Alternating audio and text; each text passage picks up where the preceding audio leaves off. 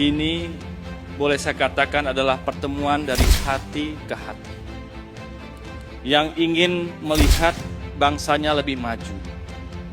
Hari ini kita berdiri tidak hanya di hadapan sebuah jendela besar, tapi kita ingin jendela itu terlihat dari sudut pandang manapun, dan kita berikan nama jendela itu adalah buku. Dari balik lembar-lembar kertas itu terpancar ilmu, harapan, perjalanan umat manusia, umat kehidupan. Dan saya boleh memetik dari seorang ilmuwan besar yang ada di dunia yang mengatakan membaca adalah cara manusia berbicara dengan masa lalu dan menjembatani untuk masa depan. Ini adalah kata-kata dari Carl Sagan. Karena tidak ada bangsa yang besar tanpa rakyat yang gemar membaca dan berpikir. Untuk itu mari kita terus memperkuat budaya kita dalam membaca.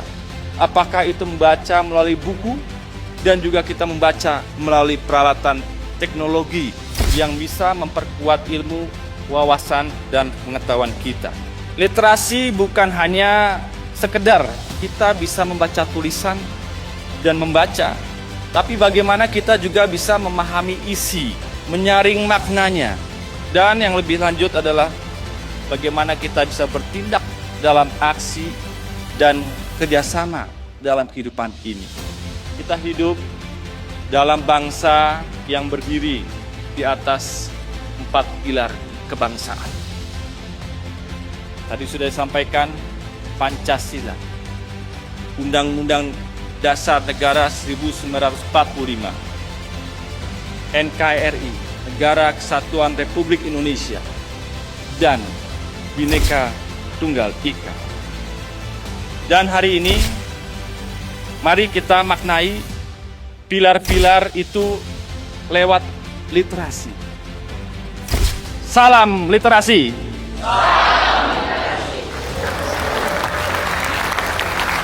Kita tentunya belajar, berguru, dan meningkatkan keterampilan.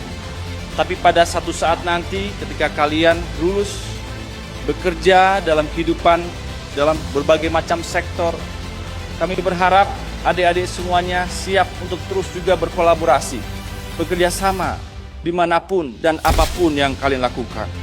Dari buku kita ciptakan generasi emas, generasi yang mampu berpikir kritis, kreatif, tapi juga tetap berakhlak.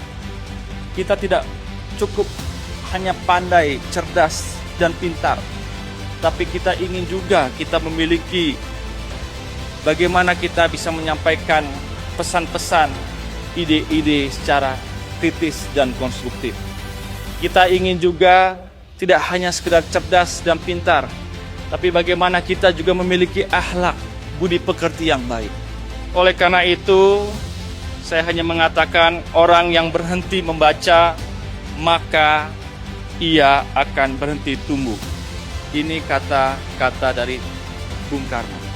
Negara di belahan Asia, negara maju, kita melihat dunia industrinya juga terus dihadirkan dengan teknologi yang sangat maju, mapan, dan presisi, yang hari ini mengalihkan fungsi-fungsi dari manusia, yang dinamakan dark factory, yang kira-kira bekerja 24 jam dengan kecepatan, ketepatan, dan kualitas. Itu adalah salah satu yang terjadi akibatnya dari pengembangan teknologi yang ada di dunia. Tetapi persaingan kita ke depan adalah dengan negara-negara, anak-anak, dan generasi muda kita yang sudah lebih canggih, lebih hebat, dan lebih maju. Untuk itu saya sebagai wakil rakyat, sebagai pimpinan MPR RI tentu menginginkan tidak ada terjadinya keterlambatan dari pola pendidikan, pola pemahaman, dan persiapan generasi-generasi muda kita yang akan datang.